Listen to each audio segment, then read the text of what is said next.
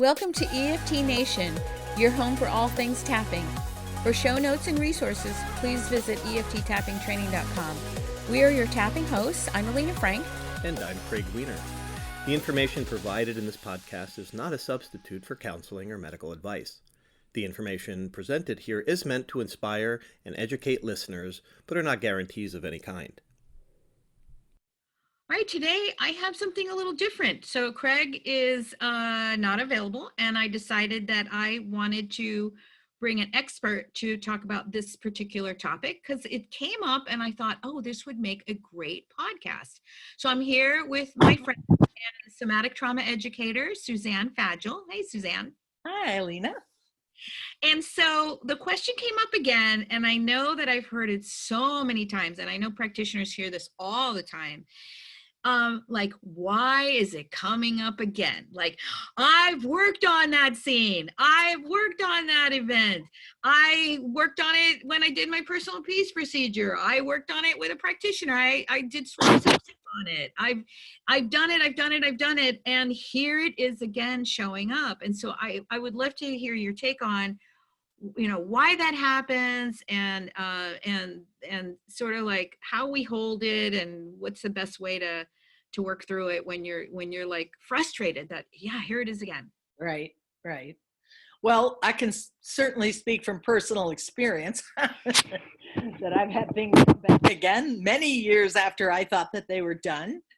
And there's actually a lot of reasons for it.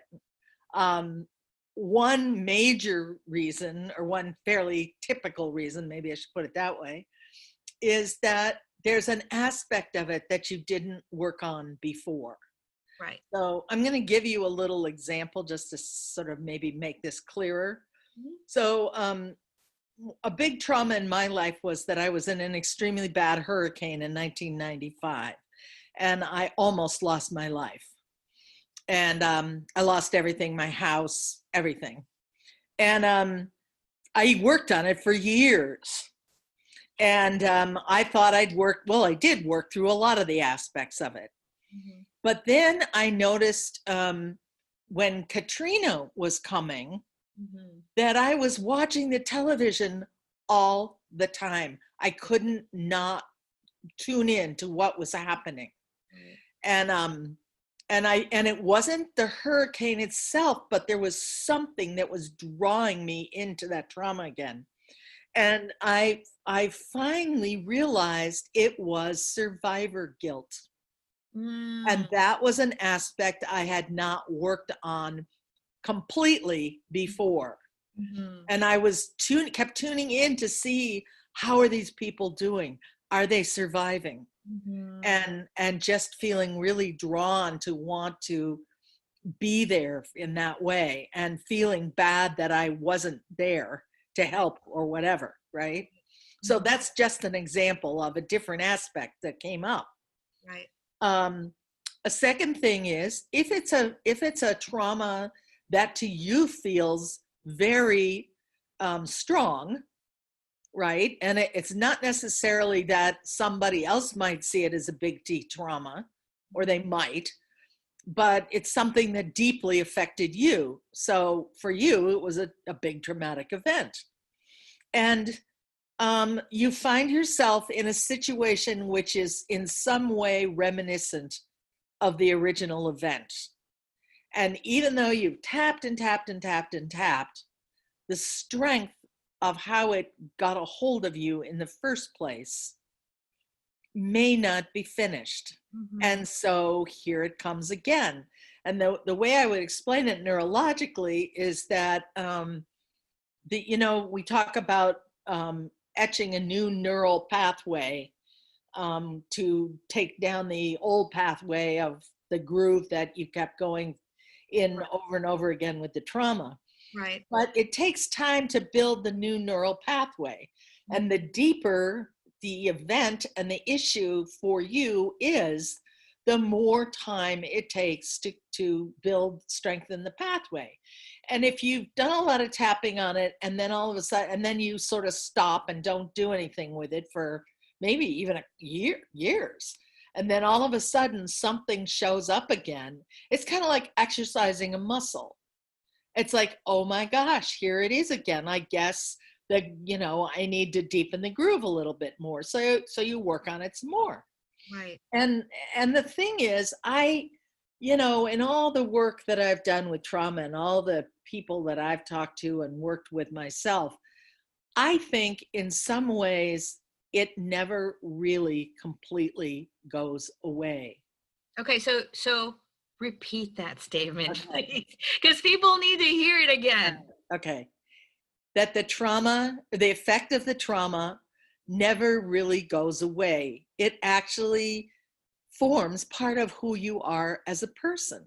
Mm-hmm. And, working on it a lot does several things. First of all, it brings you to a place of some resilience around the trauma. Mm-hmm. You certainly tapped it down so that, when you're tapping it down, it's a 0 or a 1. And, you've done that, you're building the new groove and stuff. But there's a part of it that just forms who you are as a person. And so when it comes back up again in some form, it's like what's important then is your resilience. Mm-hmm. And what you will find is that it may hit you strongly initially, but because you've done so much work on it, that you will be able to re-regulate your neural system much faster, Mm-hmm. much faster. Right. And that's assuming, of course, that the issue is not a different aspect that you haven't worked with. But even so, you've done so much tapping on the whole thing. It's like the whole thing with the table and the table legs. Right. You've knocked down a lot of them already. Right. But the point here is, it's about self-compassion in a way. It's about, oh God, I can't believe it's back again. It's like being kind to yourself and going, okay, this is part of who I am. It's part of my personality, and it's partly what's made me the person I am. And a lot of that is good, and but I need to be kind to myself and go, okay, here's that part that doesn't feel safe that's up again. So I need to be kind to it. And being kind to it means tapping with it again, bringing yourself back into neural regulation, working with the resources you have to smooth yourself out again, and do whatever you need to do that brings you into a state of equilibrium again. Mm-hmm. And it's kind of like, it's what you would say to anybody you were working with. Right. You wouldn't say, oh my God, I can't believe you didn't finish working with that, right? Right. You would be kind to them. You would be compassionate to them, and you would say, I understand, and it's here again, but let's just work with it. It's not affecting you in the same way as when you initially came in. Right. You're in a very different place, and you know how to take care of it. Right. So just be kind to yourself and do what you need to do to feel better about the fact that it's there. Right. I Yeah. mean, it just is that that hurricane affected my life in a way. I mean, you don't come that close to losing your life and not have it be part of who you are. Sure. But at the same time, would I purposely go into another hurricane? Probably not. Right. But things happen, right? Who knows? But and strong winds don't affect me anymore, particularly either. But I don't know. There might be some aspect that could be triggered enough if we had an earthquake in this area or something, and there was this sense of having to survive at a very basic level. I could see that I might get triggered again. Right. But the point at that point is to say, okay, you know how to deal with this. Right. So find your way to deal with it. And if it means calling up somebody else and working with somebody, for heaven's sakes, give yourself that gift. Right. Right. And I could see where a big T trauma especially would hold so many different aspects in that trauma capsule that haven't been revealed, or you worked on it once, twice, three times, and there's still pieces that are coming out later on about it. But even in a small tier, just a significant emotional experience in your life, you can end up going to those events again and again. Sure, you can. I mean, use the example of, say, somebody who got called out in grade school for, not having prepared or got up in front of the class to do something and bungled it. And now, the trauma comes back as an adult when they're asked to present something, and they tap it through and they think they're done. Right. And then they get in another context, which is important to them, right, that they do well, but it seems completely unrelated. mm-hmm. And I'll give you an example of this guy that sort of went through that process with his work. And then maybe 6 years later, because he was a very spiritual man, his church asked him to give a sermon, even though he wasn't an ordained clergy person. And it just brought the whole thing flooding back, because here he was standing up in front of people that he cared about, Yep. that he wanted to do a good job with. And he thought he'd worked the whole thing through. And there he was again. And he was panicking because he had to give this sermon in like 2 weeks, and he wanted to be able to do a good job. Right. Because it was another public speaking event. And that was so it was a whole different context, but it was another public speaking event. Yeah. You know? And so there it was again. And it was 6 years later. Yeah. Yeah, I think what you said was great about having the self-compassion, and for me that shows up as curiosity. Oh, gee, I wonder what new thing is here Right. for me around that particular event, and also that you're right. Like it what happens is you're not that every time it shows up. If you're doing the work, then you aren't, in a corner in the fetal position anymore. It's right. You're in a completely different place. Right. Exactly. Yeah. And I mean, we're mindfulness is a big area right now, and a lot of people are practicing some kind of mindfulness thing. And of course, the first thing they ask you to do there is be curious about what's happening. Right. And if you can stay curious and stay in present time and notice what's happening for you in the moment, mm-hmm. you have a better chance of being able to clear it pretty quickly. Right. Yeah, I think it's important to educate our clients too, if we're practitioners, to just let them know that if things come up again, like let's say you're working on a presenting issue, and you've worked on events that are that connected to it, it's really important to educate them and say, it's not that EFT didn't work if it still shows up for you, if the fear still shows up for you, if the phobia still shows up for you, if the cravings still show up for you.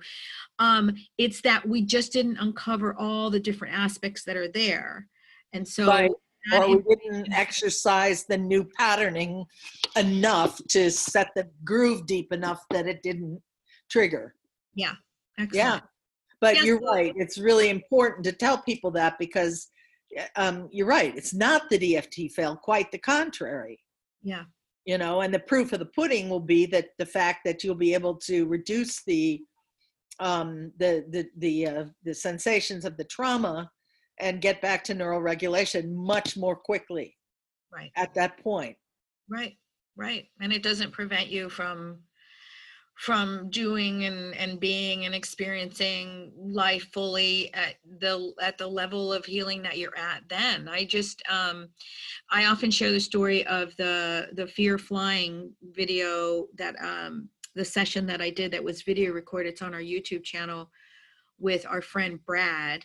And so we cleared up as much as we thought we had in that session. And then we actually went out to look at a small plane, actually, in the airfield, and more aspects came up that we worked on. And then he was good for years. And then suddenly that Lufthansa airline incident happened where the co-pilot, crashed it into the side of a mountain. And then things came up for him that prevented him from flying. But all those years he was flying, no problem. And we did a little work on that and some related connections to that. And then a few years go by, he's like flying everywhere. And then he calls me and says, I'm flying to Hawaii, and I've never flown across open water like that for all those hours, bringing stuff up about that. So we went and worked on it again. Anyway, I saw him the other day, and he said, my wife wants to thank you. We flew to Hawaii and and I feel great. Nothing. So, and would I be surprised if years go by and he's like, oh, I've got something that was triggered? No, it's like, okay, I'm curious now. Let's see what else might be related to this that we haven't uncovered yet. That reminds me, I'd like to speak to something that is ongoing. So right now we're in the middle of this COVID pandemic. Yep. And I have one client that is terrified of dying, of catching this thing and dying. And when we first started tapping, it would hold for like maybe, 5 minutes, and then she'd be back into that panic mode, right? And we've been working on it for a couple of months now, and she's much better. But the other day, I saw her and she was like, I've got that pit in my stomach again, that horrible metal ball. Yeah. And I'm like, okay, so you know what to do. And she goes, yeah. And I said, all right, let's do it. So we did it. And within 3 minutes, she was calm again. And she goes, oh my gosh. And I checked with her an hour later and I said, and how are you doing? And she goes, I'm fine. I'm good. That's great. So it was like, so it was an opportunity for me to say to her, you see, it's not as bad as it was before. You know how to work with it. And even though it's going to probably keep coming back, because as long as, we're still having to be really careful and, things are happening around the virus, it's an ongoing situation, which is very different than something that's finished in the past.